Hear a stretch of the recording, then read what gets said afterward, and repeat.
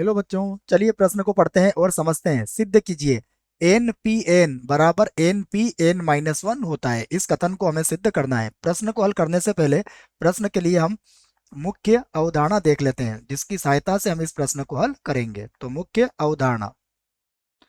अवधारणा में हम एनपीआर के सूत्र को लिखेंगे और उसे समझेंगे। तो देखिए क्या होता है एनपीआर का सूत्र।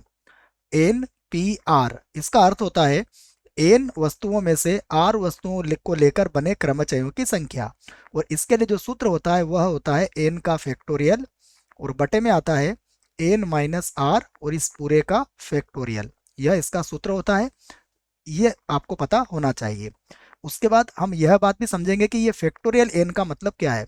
तो फैक्टोरियल एन का अर्थ होता है क्रमागत प्राकृत संख्याओं का गुणनफल। तो हमारे पास अगर एन क्रमागत प्राकृत संख्या है, जो प्रारंभ की प्राकृत संख्या है, उनका गुणनफल करेंगे तो वह फैक्टोरियल एन के बराबर होगा, जिसको हम इस प्रकार लिख सकते हैं एन एन माइनस एक एन माइनस दो। और इसी प्रकार अगर आप गुणा करेंगे तो अंतिम पद होंगे इसके तीन गुणा दो और गुणा एक। तो ये हमारी प्राकृत संख्याएं हो जाएंगी।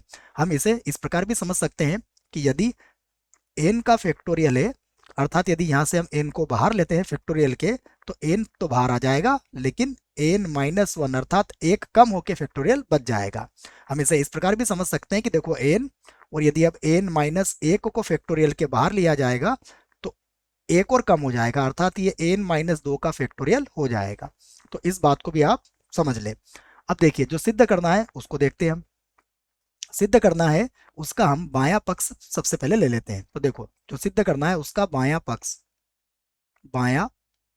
पक्ष हम एक बार और लिख लेते हैं। ठीक है, ये लीजिए, ये लिख दिया हमने बायां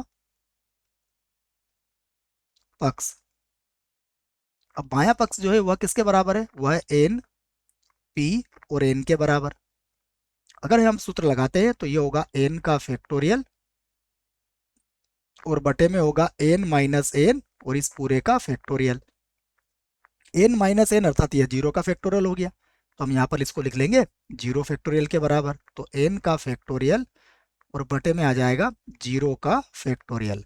हमें पता होना चाहिए कि जीरो का जो फैक्टोरियल होता है वह किसके बराबर होता है, वह एक के बराबर होता है। तो जीरो के फैक्टोरियल को हम एक लिख देंगे, अर्थात यह किसके बराबर आ जाएगा। तो हमारा जो बायां पक्ष है, यहाँ लिख देता हूं मैं, हमारा पक्ष बायां पक्ष किसके बराबर आया, एन फैक्टोरियल के बराबर आ चुका है, अर्थात हम इसे समीकरण एक बना देते हैं।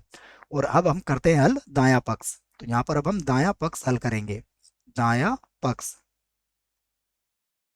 देखो दायां पक्ष हमें कितना दिया हुआ है, हम इसे देख लेते हैं। दायां पक्ष हमारे पास है एन पी एन माइनस एक। क्या है ये, एन पी और एन माइनस एक। तो यहाँ पर भी हम सूत्र लगाएंगे, देखो तो ये होगा एन का फैक्टोरियल। उसके बाद देखिए ये हो जाएगा एन, और इसको घटा देंगे हम तो ये माइनस एक एन और प्लस एक हो जाएगा, और इस पूरे का क्या बन जाएगा, फैक्टोरियल।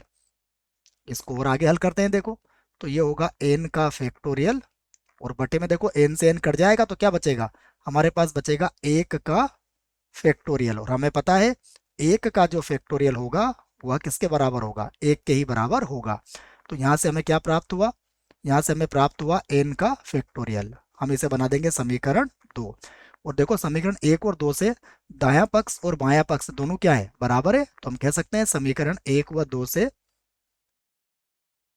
समीकरण एक व दो से, देखिए दो से क्या सिद्ध हो गया है कि दोनों क्या है, बराबर है। इससे को मैं दोबारा लिख देता हूं, दो से हम कह सकते हैं कि इसको हम यहां पर लिख लेते हैं एन पी एन, और ये किसके बराबर होगा, एन पी और एन माइनस एक के बराबर हो जाएगा। तो ये कथन हमारा सिद्ध हुआ, यहाँ पर हम लिख सकते हैं सिद्ध हुआ। क्या लिखते हैं यहाँ पर, सिद्ध हुआ।